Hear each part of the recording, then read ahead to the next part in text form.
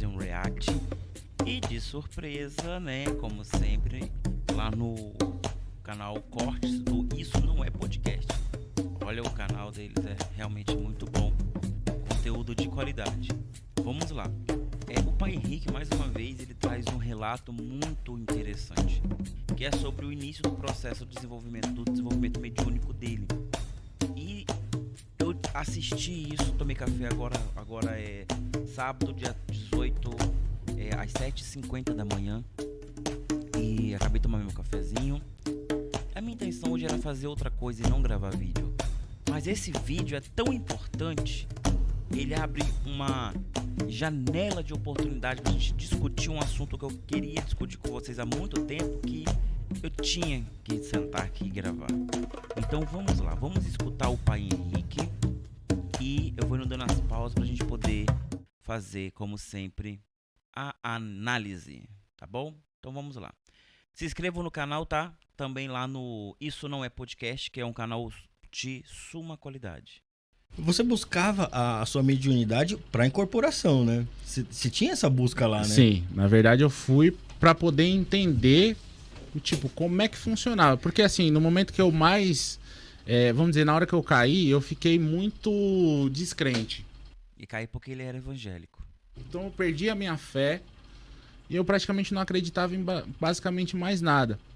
E o que aquele preto velho me falou, descreveu a minha vida, eu falei, pô, quando eu cheguei em casa, eu falei, caramba, eu acho que eu vivo num Big Brother, tem alguma câmera aqui.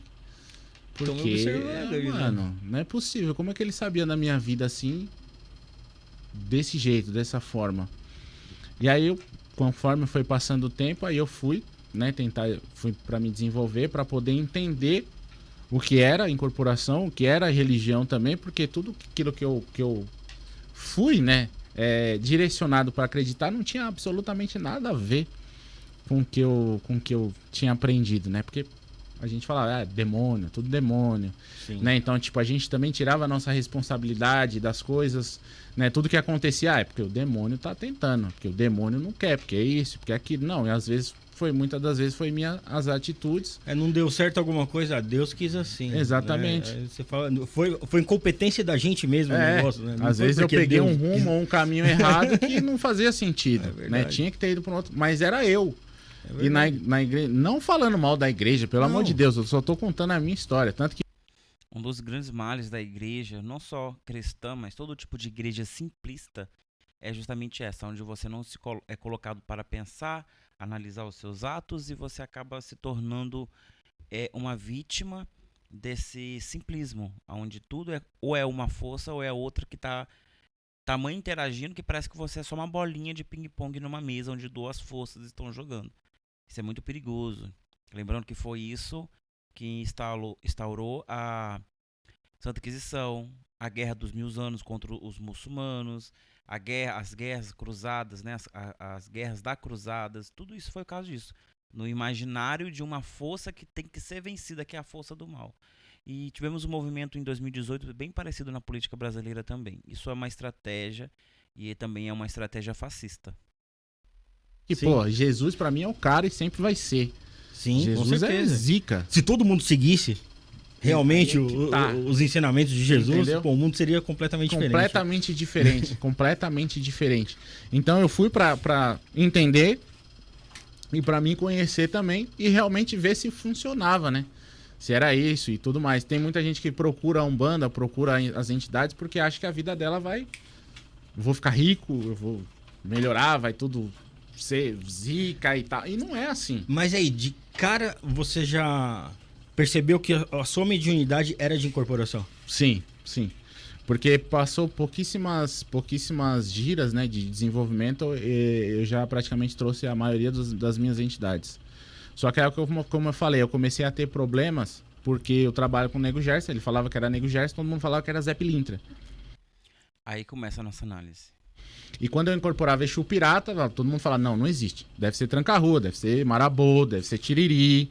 Você tá vendo muito Piratas do Caribe, para de assistir. Realmente, eu curto muito Piratas do Caribe, sou fã. Mas não era, né? E aí eu passei pela primeira casa, né? Eu tive que sair, porque praticamente não deixava eles trabalhar. E aí eu comecei a entrar em parafuso, porque aí a gente fica, pô, será que sou eu? Né? Ou será que é a entidade? Será que sou eu? Que é normal, quando a gente começa a nossa trajetória, é muito normal a gente ficar perguntando, será que sou eu ou será que é a entidade? Né? E aí passei para a segunda casa, aconteceu a mesma coisa. Não é Zé Pilintra, não é Nego Gerson, é Zé Pilintra. Seu Exu é outro, seu Exu não existe. E aí, fui pra terceira casa, passei pela terceira casa, a mesma coisa. Isso do não existe é incrível. Primeiro que assim, a frase é completamente ignorante, né? Não existe. Ninguém tem total conhecimento de uma coisa a qual aquela coisa não pode te surpreender. O próprio Einstein, ele vai trazer uma gama de informação que somente Newton, 1000 anos antes, teria capacidade de revolucionar o mundo. E antes de Newton, o mundo era uma pizza, era plana, a Terra era plana, e tudo que acontecia era porque Deus queria, até o ato de uma maçã cair no chão, é porque Deus quer. Não existia uma lógica. Então, assim, ninguém sabe tudo a qual o próprio conhecimento do cosmos não possa te surpreender. Então, qualquer pai de santo, mãe de santo, qualquer sacerdote, não importa a religião, ele chega e fala, não existe mais nada para aprendermos sobre isso, e tudo diferente disso é errado, é mentiroso ou não existe, a ignorância está nessa pessoa, não está no fato da nova informação. Só que isso também é uma porta para muitas mentiras. A nossa religião é uma religião gigantesca para charlatanismo, para animismo, para fantasias, para muitas coisas dessa forma. Diferente da Igreja Católica, diferente da maçonaria, diferente dos muçulmanos com a sua religião, diferente dos hebreus com o judaísmo, nós não temos leis específicas que delimitam a nossa religião e nem um sumo sacerdote que vai ditar o comportamento de sua época. Nós não temos um papa, nós não temos um rabino superior, nós não temos ninguém. Vivemos cada um nas suas casas, nas suas comunidades, fazendo conforme se lembra fazer, certo? Então, certos mecanismos da espiritualidade foram desenvolvidos para que situações mentirosas não ocorressem. Mentirosa. O que é uma mentira? É uma verdade distorcida ou ocultada, que aí é a omissão, né? Para poder modificar a percepção de outra pessoa. Isso é uma mentira. Ou seja, quem mente tem uma intenção de mentir. Quem finge tem intenção de fingir. Tem uma intenção ali. Ela pode ser maléfica, benéfica, pode ser neutra, pode ser inconsciente, pode ser consciente. Aí é outra questão. Só que é uma mentira. E a mentira ela não deve caber dentro da nossa religião. Não deve caber na manifestação do Espírito. É porque o Espírito está ali pela verdade. Ele vem para revelar o que está oculto. Ok? Então, alguns mecanismos foram criados. Desse mecanismo são basicamente a doutrina. Eu vejo que as pessoas elas não entendem uma coisa e a reflete para todo o entendimento da religião. Doutrinação não é você ensinar uma entidade. Entenda isso. Doutrinar uma entidade não é ensinar a entidade. É você, sacerdote, que supostamente é preparado para isso, vai orientar o médium e a entidade recém-incorporada nesse médium, que agora os dois vão trabalhar em conjunto. Então, não só o médium, mas também a entidade está numa terceira fusão, num terceiro modo de existência. A entidade ela se entende como espírito. O médium se entende como encarnado. Só que o médium no exercício da incorporação e a entidade no exercício da incorporação, ela é uma terceira existência. É como se fosse um Megazord dos Power Rangers. Agora você vai ter que aprender a controlar essa máquina ou entidade. O médium está se dando como uma roupagem, como um mecanismo, como um cavalo, que era falado antigamente. Então você tem que aprender a controlar esse cavalo. É isso que é a doutrinação. Já o médium é o cavalo. É a máquina. É o carro. Agora, carro, cavalo, máquina, deixa a entidade te controlar e para de interferir. Se ela cair para a direita, é para a direita. Se ela está dando seta para a esquerda, é para você ir para a esquerda. Se ela freia, é para você frear. Isso é doutrinação. É o sacerdote ensinando o médium e a entidade como se comportar em um fenômeno de terceira existência, a qual não é comum nenhum nem para o outro. Não é uma questão de ensinar, vou ensinar uma dança, vou ensinar uma cantiga. Não, isso já é natural do desenvolvimento dos dois ali. Qualquer espírito que não queira aprender, ele não quer evoluir. Então, duvide desse espírito. Ele pode ser um espírito mentiroso, sim. Então, esse mecanismo ele foi criado. No processo do desenvolvimento mediúnico, que leva tempo, não é uma questão de 24 horas ou um curso de 7 vídeos. Não é isso. É um processo. É um processo para que não haja nem imaculação do espírito e nem judiação do médium, porque é um processo que pode ser sim doloroso. É um processo doloroso. Então, o que vai acontecer? Nesse processo, nós não questionamos em nenhum momento a entidade, porque ela ainda não está sob total controle desse veículo. Como é que a entidade vai acabar de chegar no médium que ainda não compreendeu o que está acontecendo, não deu total controle para essa entidade, e essa entidade não está sob total controle e entendimento sobre o veículo que ela está utilizando? Eu vou questionar ela sobre questões profundas como a sua existência. Você já percebeu como é profundo a questão do seu nome? Falar, Gesley, chegar, moço, quem é você? Eu sou Gesley, mas o que é o Gesley? O que é o Gesley? Você está perguntando isso para a entidade. O que é o Exu Pirata? Qual é o seu nome? Exu Pirata. O que é o Exu Pirata? Ele não vai falar para você, olha, eu não estou em condição adequada porque o meu aparelho ainda não me deu consciência suficiente para que eu possa narrar toda uma sequência quântica de informação a qual se destina a 7 gerações a qual eu já reencarnei neste plano e eu vim para ensinar algo específico para vocês. A entidade não está nem conseguindo falar pirata. A entidade muitas vezes não consegue nem falar, nem processar direito uma cantiga simples. Aí esse sacerdote pega um médium recém-convertido, ele vem de uma outra religião, de um outro conceito, ele está se quebrando, ele se colocou num papel de aprender, de experimentar, coisa raríssima para um homem do nosso século, para um cristão do nosso século, raríssimo. E esse primeiro sacerdote, ele faz essa burrice de questionar dessa forma. E ainda falar, olha, esse seu Exu não existe.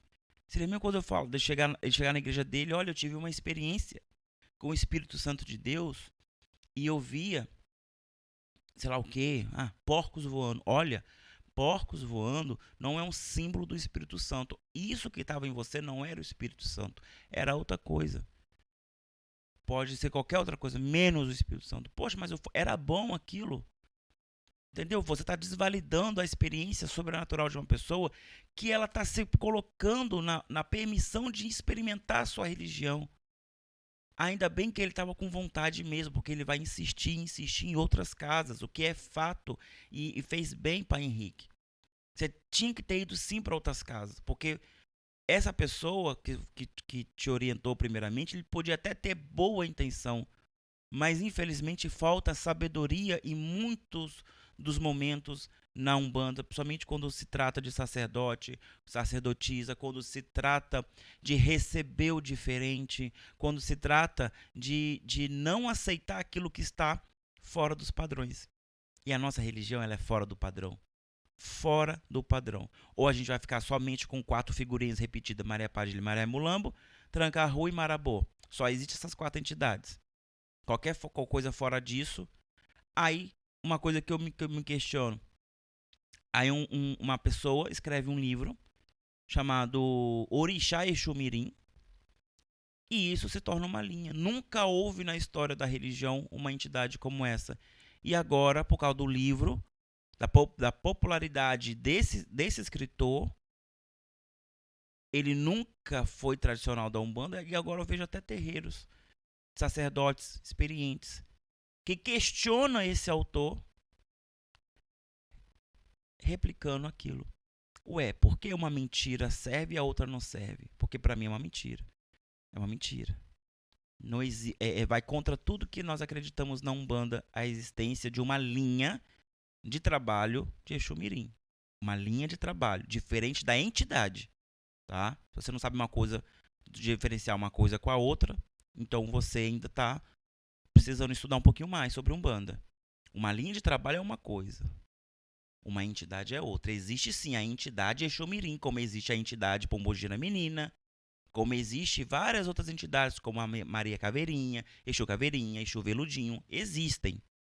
Só que não é nessa configuração, não é com essas pautas que é colocado nesse livro Orixá Exu Mirim. Vocês sabem de que eu estou falando. Então isso é uma mentira que foi empregada e as pessoas nem sabem de onde veio. Mas o Exu Pirata que vem para trabalhar no corpo de uma pessoa que se dobrou para aprender, para experimentar a nossa religião, ele não está ganhando nada com isso. Mas esse é o mentiroso. Mas vamos continuar. Tem mais coisa. Até que chegou o momento do Nego Gerson pegar e vir em terra e falar, ó, esquece, toda casa que você for, não vai rolar. Vamos começar um outro trabalho, vamos fazer outra coisa diferente. E aí a minha sogra, ela é mãe de santo, né? Então ela tinha largado e depois ela pegou e retornou. Então eu comecei também, entrei pra casa dela e comecei a me desenvolver com ela. Passou-se um certo tempo, o Nego Gerson falou, agora chega, agora é com a gente. Você vai montar a sua casa, vai fazer isso e isso e isso e a gente vai trabalhar. Agora você imagina se quando o Zé Pelintra, na primeira vez que ele se manifesta na Umbanda, derivado do próprio culto de Catimbó, porque lá ele é mestre, lá ele é natural, lá ele é rei. Na Umbanda ele é diminuído, tanto que não cabe nem numa linha. Ninguém quis Zé Pelintra em nenhuma linha. Aí ele foi para a linha das almas, depois ele foi para a linha da esquerda. Na esquerda ele foi mais bem adotado, tal. Se a pessoa, alguém tiver chegado na primeira vez que quiser, ei, você não existe não, cara. Sai daqui, você não existe. Uma pessoa que não conhecia o Catimbó, porque Zé já existia no Catimbó há muito tempo. Poderia ter desvalidado hoje uma das entidades mais encantadoras que nós temos na Umbanda, que é o Zé Pelintra. Que depois vai surgir a Maria Navalha, a parte de Zé Pelintra. Depois vai surgir o Camisa Listrada, o Camisa Preta, o Camisa Vermelha, o Camisa Branca, o Zé Pretinho, o Zé Capoeira. Vários malandros vai surgir a partir de Zé Pelintra. Agora, se imagine se tivesse desvalidado o Zé Pelintra, porque o movimento de Zé Pelintra, ele é recente. Ele é recente no Brasil. Recente, quer dizer, no Brasil, surge no Brasil, né? Mas ele é recente na Umbanda. Existem ainda pessoas vivas que conheceram o verdadeiro Zé Pelintra. Pessoas vivas. Eu vou trazer esse documentário aqui. Ainda existem. Então, sim, foi uma morte recente. Foi um encantamento recente. E é uma manifestação recente que está dando origem à linha da malandragem. Que aí sim é uma linha natural, porque surge na movimentação cultural do povo. Surge, ninguém escreveu um livro falando, olha, a partir de hoje existe a linha dos malandros, que é assim. Não. Surge no movimento do povo. O povo adota o espírito. O povo celebra o espírito. Quem é que diviniza as divindades? É o povo. O orixá é o quê? É ancestral divinizado. Se ele foi divinizado, é porque alguém divinizou. E quem foi? A família, o povo, a comunidade. É assim que uma linha surge. É assim que a linha dos marinheiros surge. A linha de Tarimã, ela surge dessa forma, com pequenas manifestações. Daqui a pouco, as praias estavam cheias de marinheiros. E é assim que surge uma linha. Não é escrevendo um livro, inventando, e as pessoas replicando aquilo ali de uma forma grotesca. Então, ô Pai Henrique, parabéns pela sua coragem, parabéns pela sua humildade, porque o nome disso é humildade. Eu acho que Jesus faria o mesmo nos dias atuais. Ele iria parar e observar. Ele poderia não participar, entenderia. Como judeu, ele não iria participar. Mas ele não iria condenar, olha aquilo ali, porque ele não fez em vida. Ele não fez enquanto passou aqui. Então, por que temos que fazer? Entendeu? Então, a sua entidade, tanto o Exu Pirata quanto o outro, esqueci o nome, nego, sei lá o que, esqueci o nome, desculpa. Os dois existem. Eu conheço Exu Pirata. Existem pontos de Exu Pirata. Não só Exu Pirata, mas Exu Maré. Exu Maré também é uma entidade que, se você baixar você vai achar que é o orixá Exu Maré, Exu Maré, ou é uma Oxum que é da Maré. Exu Maré, uma entidade da praia, como a Pombogira da Praia, Maria do Cais, Maria Bonita. São entidades que estão sumindo porque foram reduzindo a só 4. Temos que parar de formar sacerdotes no YouTube. É igual, por exemplo, a minha casa não é uma casa para macumbeiro. Eu não gosto que macumbeiro venha na minha casa. Você que é da minha região, quer conhecer o meu trabalho, não venha. Não venha. Você não será bem-vindo na minha casa. Principalmente se você for desse tipo de macumbeiro que eu vou narrar aqui. Entenda que não é ignorância contra você. Entenda que a minha casa ela é feita para atender os necessitados. Uma vez que você é macumbeiro e tem um pai de santo, uma mãe de santo, você não necessita da minha casa. Você tem um sacerdote para te cuidar. Então, nós desenvolvemos nossos médios para atender os necessitados. Então, esses necessitados, eles vêm até a minha casa. Aí, quando vem um macumbeiro, olha, porque eu não gosto de macumbeiro na minha casa. Vem um macumbeiro, ele vem, ele incorpora sem permissão, porque se ele não é da corrente mediúnica, ele não tem que incorporar. Isso é falta de doutrina. Ele vem, ele incorpora, muda, mexe com a gira inteira, mexe com a energia da gira inteira. Ou você acha natural uma entidade, por exemplo, um Exu incorporado nada numa gira de preto velho que está fazendo um trabalho de cura. Não é natural. Se fosse para fazer, ia ser o médium da corrente fazendo, não uma pessoa de fora, certo? E essa pessoa é de macumba.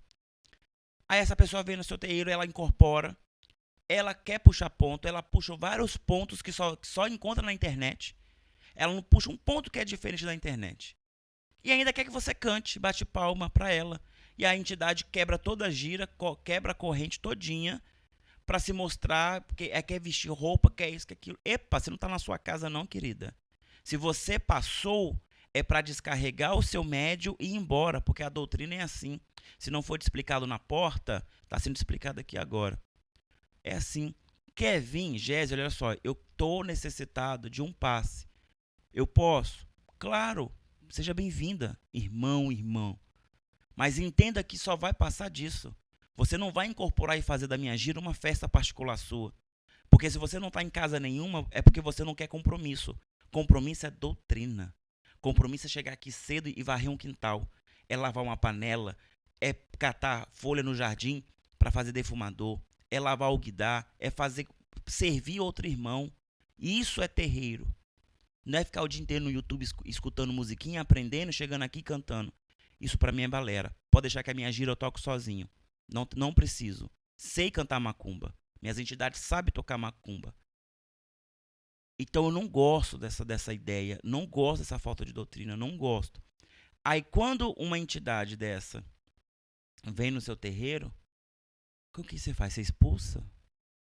Não. Abraça, porque ela entendeu que se existe doutrina na sua casa, existe permissão para que ela possa permanecer como entidade. E ela tem que se mostrar, não é o nome que é importante, é quantas pessoas ela curou, quantas pessoas ela cativou a se transformar, quantas pessoas ela trouxe para a religião com o coração transformado ou disposto a se transformar em algo melhor. Esse está o valor da entidade, não é o nome. Conheço Maria Padilhas, rainhas das 7 encruzilhadas, que faz suruba depois da sessão. É essa que você quer? Ou é o Exu Toquinho, o João do Coco, o Exu Brasinha, que pega uma família inteira, preta, pobre, da periferia, faz essas pessoas trabalharem, se formarem na faculdade e se transformar uma comunidade inteira de pessoas pobres, pretas, em pessoas cada vez mais decentes, porque já eram decentes, mas cada vez mais decentes e honrosas na comunidade. Esse Exu eu dou valor, essa entidade eu dou valor. Desculpa pelo desabafo, mas eu prefiro muito mais entidade do que faz, do que entidade que traz um nome bonitinho. Aí foi um momento que a minha esposa também é muito mais desenvolvida que eu, né? E veio o seu Capa Preta também, que é a entidade que trabalha com ela. Outra realidade. Vou montar a casa de vocês e a gente vai trabalhar. E desse momento eu passei a montei o Tung, era um espacinho pequeno. E aí a gente começamos, e aí ficamos acho que 6, 7 anos mais ou menos. Aí veio a pandemia. Aí a gente tinha a nossa casa, na pandemia a gente teve que entregar essa casa. Aí também tem até uma história muito grande, né? Que Nego Gerson fez eu vender tudo que eu tinha. Porque eu tenho um buffet a domicílio. Uhum. E a gente veio trabalhando nesses anos todos. E a gente já estava praticamente no nosso auge. Quando estourou a pandemia, a gente tinha 2 anos de agenda lotada. Puta que pariu. Completamente lotada. A gente tinha acabado de comprar o nosso apartamento à vista. A gente tinha 5 carros da empresa, vários funcionários e tudo mais. Estourou a pandemia, a gente achou que ia ser rapidinho, né? Tal. Aí ele veio em terra. 15 dias passa isso aí. Ele veio em terra e falou assim, ó, vocês vão vender tudo que vocês têm, vocês vão devolver todo o dinheiro pra todo mundo. Aí a gente foi e fez, né? Manda quem pode, obedece quem tem juízo. Você vendeu casa, tudo? Vendi meu apartamento e vendi mais os 4 carros que eu tinha e fiquei como o mais velho. E devolvi o dinheiro pra todo mundo. Logo no início da pandemia? Deu uns 2, 3 meses mais ou menos de pandemia. A gente entregou o terreiro, porque ele mandou entregar. Ele mandou entregar o terreiro e doar tudo que tinha dentro do terreiro pra um... Tinha acabado de pegar fogo um terreiro perto da gente. E ele falou, ó, você vai fechar e vai entregar tudo pra aquele terreiro ali. E aí a gente fechou, entregou tudo pra eles, deixou tudo com eles, que eles estavam reconstruindo tudo mais. E mandou a gente vender tudo e pagar todo mundo. Que a gente tinha a agenda lotada. Aí vendemos, pagamos todo mundo. Sobrou um dinheirinho, é evidente, né? Pra gente se manter e tudo mais. Fomos morar de aluguel, porque ele mandou. Né? E a gente tinha um terreno... A gente tem uma casa em Santana, aqui na Zona Norte. Sim. Onde depois da pandemia, que ele foi e falou, agora vocês vão reformar lá pra montar o terreiro e tudo mais. Aí a gente vendeu tudo. E aí hoje eu penso, né? Se eu não tivesse devolvido o dinheiro pra todas essas pessoas, provavelmente eu ia entrar em parafuso, porque todo mundo ia me cobrar. Essa paciência todo até mundo ia entrar com processo e um monte de coisa. E acredito que eu teria perdido tudo que eu tenho e ainda ia estar devendo. A maturidade pra você ter de vender tudo, acabando de comprar uma casa, mano, é um desapego que você tem que ter muito grande, cara. Gigante. É um desapego que não é humano. Gigante. Ele não é humano. Sim, gigante. Principalmente se tratando de um bem que, tipo, é tão visado, principalmente aqui no Brasil, porque, pô, as moradias são tão precárias pra quem ainda... E olha quem tem moradia, hein? Sim. Então, assim, você conseguir comprar uma casa, cara, um apartamento que é de vocês, e você, mano, pouco tempo depois tem que vender, mano. Ele mandou a gente vender. Eu já entendo que se eu não tivesse vendido, eu provavelmente teria perdido do mesmo jeito. Só que de uma maneira mais brusca. E acredito que eu ficaria devendo ainda pra muita gente. Ou seja, Alexa, quem ele preservou a honra dele, né, do rapaz, preservou o nome dele na praça, preservou a empresa dele. Então essas pessoas, elas com certeza vão voltar depois da pandemia a fazer novamente serviços com ele, se ele ainda tiver com a empresa aberta. Mas, gente, é um outro detalhe que é interessante também a gente entrar nesse assunto, que é a questão do terreno do terreiro, a posse do terreiro, né? Isso é muito importante. O sacerdócio não é fácil. O sacerdócio de culturas afro-indígenas brasileiras e as culturas afro-brasileiras, como Candomblé e Omolocô, é muito cruel, porque nós temos que sair de uma situação de pobreza. Muitas das vezes, a maior parte do sacerdotisas são pobres ou extremamente pobres. Aí você tem que sair dessa situação, você tem que ter um terreno, você tem que ter uma estrutura. Todas as coisas são caras porque virou comércio. Antigamente era muito mais coisas naturais, mas para que fizesse as coisas naturais teria que ter preservado no passado, né? Infelizmente poucas famílias o fizeram. Então muito dos fundamentos é muito mais coisa comprada em loja do que coisa realmente feitas por nós, infelizmente. Aí tem outros paramentos em volta de tudo isso para tornar algo realmente litúrgico. Aí você tem a sua preparação sacerdotal, você tem o tempo, porque um filho de santo te ocupa muito tempo. Isso é um investimento. É por isso que um sacerdote ele fica muito decepcionado quando esse filho de santo, esse investimento de tempo, sai do terreiro, ou ele negligencia o que você ensinou e passa a fazer coisas erradas, porque ele é um investimento de tempo. É como se fosse um filho mesmo. Você está ensinando aquela pessoa, você tá doutrinando ela para que um dia ela possa agregar a sua família, adotando a família como realmente uma família, onde não se rompe. Brigamos, mas não nos rompemos. Não somos tóxicos um para os outros e não deixamos que essas rivalidades sujem as nossas paredes. Isso é uma família, né? Então, quando isso acontece, o sacerdote ele fica assim chateado, mas acontece, tudo bem, acontece. E cabe cada sacerdote lidar com as suas mazelas também.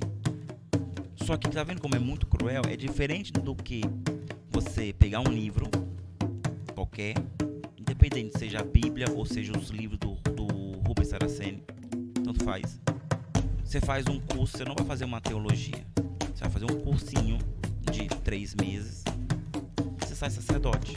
Você pega um lugar qualquer, em qualquer lugar com uma porta de bar, transforma num terreiro, pega 2, 3 prateleiras, coloca um monte de quartinha, compra um monte de adereço e começa a incorporar e atender.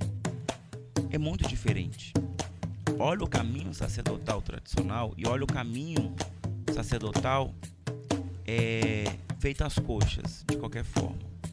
Então, assim, eu acho que até o feito às coxas também é complicado, porque exige-se muito. Todo o caminho sacerdotal ele é complicado, seja ele ruim ou bom, seja ele coerente ou não, seja ele da nossa religião ou não. Ser sacerdote neste mundo não é bom. Eu acho que só tem um papel que eu acho que na história que foi bom, que é ser sacerdote, deve ter sido da Rainha Elizabeth II, que não sei se você sabe, mas ela também representa, ela é a figura sumo sacerdotal da igreja saxônica, da igreja católica saxônica lá da Inglaterra. É como se ela fosse o papa daquela igreja. Então acho que é o único período bom, porque ela vivenciou muita coisa boa que aconteceu no Brasil, no mundo.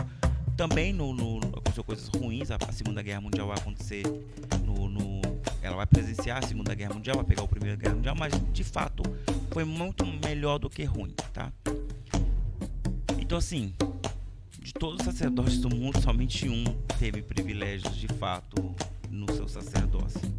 Então, assim, vamos respeitar mais os sacerdócios, tá? O processo de se tornar sacerdote, mas não é fácil. Igual o pai Henrique, ele é orientado a fazer isso. Eu entendo a entidade em preservar a honra do pai Henrique, entendo. Mas eu também tenho que entender, e a espiritualidade, ela vai nos conduzir para isso, que é muito difícil você ser sacerdote e você manter um emprego. Você ser sacerdote e manter um estudo acadêmico. Você ser sacerdote e manter uma empresa. Estou falando de sacerdócio tradicional. Não estou falando de uma pessoa que já tem uma empresa e ela tem toda uma estrutura para auxiliar o seu sacerdócio. Isso é privilégio. Não reflita isso para todo mundo. Você tem esse privilégio de ter 3 secretárias, ter 4 faxineiras. Isso é um privilégio, tá? Não replica para o mundo. Outra coisa é o sacerdote tradicional.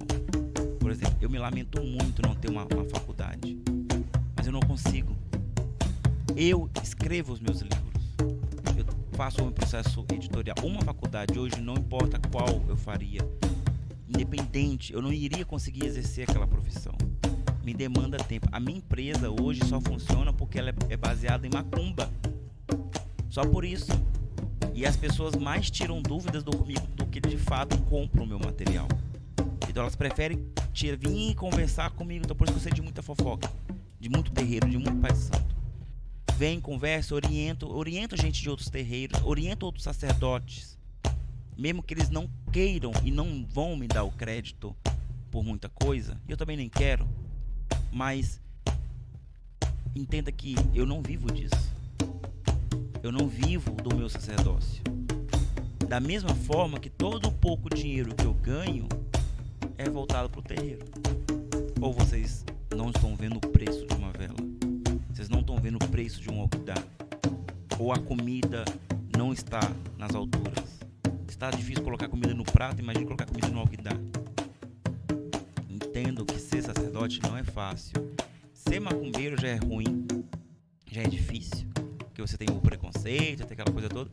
E você é médium, aí o pai de santo te passa uma listinha de uma oferenda, vamos agradar a sua entidade, tal. Vai lá, pega uma oferenda lá. Nossa, tudo isso. Eu falei, pois é, querido, pra você ver, e olha que é o básico, hein? Imagina se fosse a oferenda do guia-chefe do terreiro, né? Que eu tenho que fazer sozinho, enquanto uma pessoa não tem, e eu quero ajudar, a entidade orienta a ajudar, eu tenho que ir lá tirar do meu bolso, fazer. Entende? Muito complicado. O exercício do sacerdócio, quando ele é feito de coração, mesmo que a pessoa seja ignorante do não saber, de não ter a informação, não importa. Se ela está fazendo de coração, é bom. Mas nunca coloque isso num patamar de glória. Não é bom. Para ela queria estar viajando, como a maioria dos filhos de santo fazem. Ela queria estar trabalhando, ganhando, vivenciando a sua vida por completo, como a maioria dos filhos de santo fazem. Mas os sacerdotes, a maioria deles, não podem fazer isso, ou não conseguem fazer, porque o tempo todo estão vinculados às coisas. Quando consegue fazer, ele tem que se desvincular de uma forma total. Então, quando a entidade ela orienta o Pai Henrique, eu entendo que está prevenindo sobre a pandemia, mas também já está colocando ele nesse caminho. Olha, você quer ser sacerdote, querido? Infelizmente, você não vai ter tanto tempo. E aí chega no momento, eu lembro, se você não assistiu, assista a história do cigano. Lá tem a loja Ciganos, que é muito famosa no São Paulo, que é a loja Cigano, sei lá o quê. Então, aquele homem era um sacerdote. A história dele é sobre isso. Onde ele não iria conseguir fazer as duas coisas. Porque quando o sacerdócio chama de verdade, ele chama de verdade. As pessoas vão bater na sua porta toda hora, que bate toda hora. Eu até brinco com os meninos, se eu sentar ali com uma sacola de dinheiro, no final do dia eu estou sem nenhuma moeda. Porque mesmo que eu tenha uma moeda para cada pessoa que passa me pedindo alguma coisa, não vai dar. É o tempo todo, eu não consigo ficar no meu quintal que as pessoas me chamam o tempo todo, não tenho um momento de paz. Não tem. O sacerdócio ele é assim, você passa na rua, a pessoa já te chama, opa, eu senti uma coisa diferente em você, tô precisando de uma orientação. Vocês entendem como acontece isso? Como não é uma questão espiritual somente de ver espírito.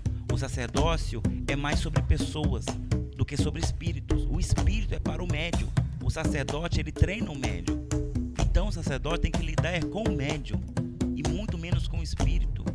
E quem lida com o sacerdote é o mestre, que é outra situação. Então, Pai Henrique, parabéns. Amei esse trecho da sua conversa, muito esclarecedora, muito palpável para mim. E Exu Pirata, ele é um Exu muito coerente na sua vida e coerente também na existência espiritual. Ele existe. Assim também como existe a entidade pirata na linha de Tarimã, também existe. Da mesma forma que existe também os bandeirantes na linha do Nordeste. Só que, infelizmente, pela doutrina, pelo ensinamento simplista de vários autores, de vários pseudo-sacerdotes de Umbanda, que nunca pisaram num terreiro de verdade para poder escrever em seus livros e os vomitaram em nossos ouvidos, em nossos olhos, durante décadas, num processo de embranquecimento racista da nossa religião, nós perdemos muitas entidades.